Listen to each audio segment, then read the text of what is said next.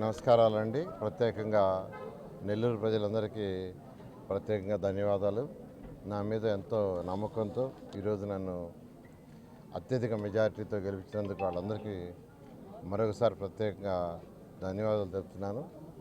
నా మీద ఏ నమ్మకం అయితే వాళ్ళు ఇంత మెజారిటీ ఇచ్చారో ఖచ్చితంగా వాళ్ళ నమ్మకాన్ని ఉమ్ము చేయకుండా ప్రజలకు చేయాల్సిన ప్రజాసేవ వర్క్లన్నీ కంప్లీట్గా పూర్తయ్యేటట్టుగా అన్ని విధాల నేను ప్రయత్నిస్తానని మరొకసారి నెల్లూరు ప్రజలకు తెలియజేస్తున్నాను. అదేవిధంగా నేను వార్డులలో డోర్ టు డోర్ తిరిగాను. దాదాపు నెల్లూరులో 94,000 హౌసెస్ సుమారుగా ఉన్నాయి. వాటిల్లో 80,000 ఇళ్ళు తిరగగలిగాను. ఒక 14,000 ఇళ్ళు టైం చాలక చివరిలో తిరగలేకపోయాను. అయితే నేను ఈ యొక్క వార్డులలో బూతుల దగ్గర తిరిగినప్పుడు చాలామంది పేదలు నిరుపేదలు వాళ్ళ సమస్యలు చెప్పుకోవడం జరిగింది. వాటిని అన్నిటి కూడా నోట్ చేసాం. ప్రభుత్వం వస్తే ఏం చేయాలనే దాంట్లో ఒక భాగంగా కొంతమంది యాక్చువల్గా ఈ తోపుడు బండ్ల మీద పండ్లు కూరగాయలు అమ్ముకునే వాళ్ళు ఉన్నారు.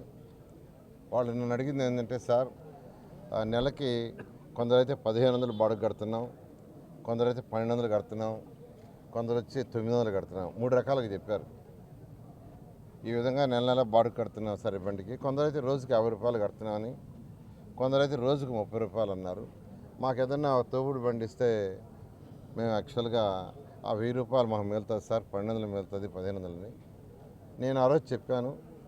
ఎలక్షన్ అవ్వగానే ఇస్తే ఎలక్షన్ అప్పుడు ఇవ్వాలంటే కోడ్ ఉంది.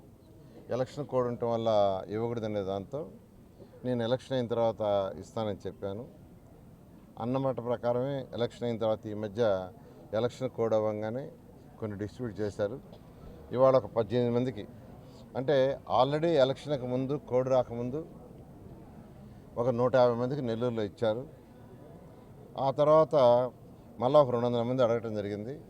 ఆ 200 కూడా చేయమని ఆర్డర్ ఇచ్చాము. వాటిలో ఎవ్రీ వీక్ ఒక 10 నుంచి 15 ఆ తోపుడు బండ్లు చేసేవాళ్ళు చేసి ఇస్తున్నారు. ఇవాళ ఒక 18 బండ్లు ఇవ్వటం జరిగింది.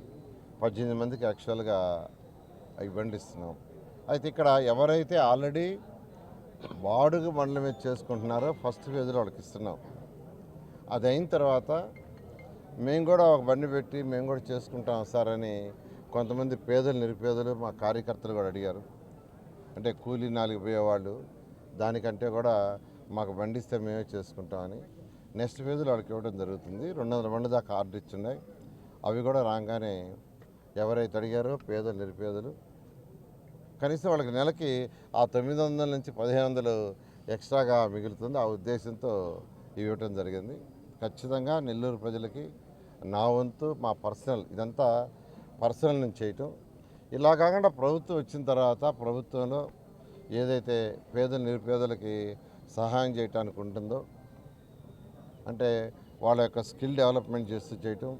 గత ప్రభుత్వం 1419 నుంచి ఆదరణ ప్రోగ్రాం ఒకటి ఉండింది. ఆదరణ ప్రోగ్రాంలో వాళ్ళకి బీసీలకి వాళ్ళందరూ కూడా ఎక్విప్మెంట్ ఇచ్చాం. అంటే ఎలక్ట్రీషియన్స్ ఉన్నారు, బెటర్ ఎక్విప్మెంట్ ఇస్తే 2 రోజులు చేసే పని ఒకే రోజు చేస్తారు. ప్లంబర్స్ ఉన్నారు, వాళ్ళకి బెటర్ ఎక్విప్మెంట్ ఇస్తే 2 రోజులు చేసే పని ఒక రోజు చేస్తారు. అంటే 2 రోజులు వచ్చే ఆదాయం ఒకే రోజు వస్తుంది. అలాంటిది ఇవ్వటం జరిగింది. అయితే ఈ ప్రభుత్వం గత ప్రభుత్వం అంటే వైఎస్ఆర్సీపీ ప్రభుత్వం దాన్ని క్లోజ్ చేసింది.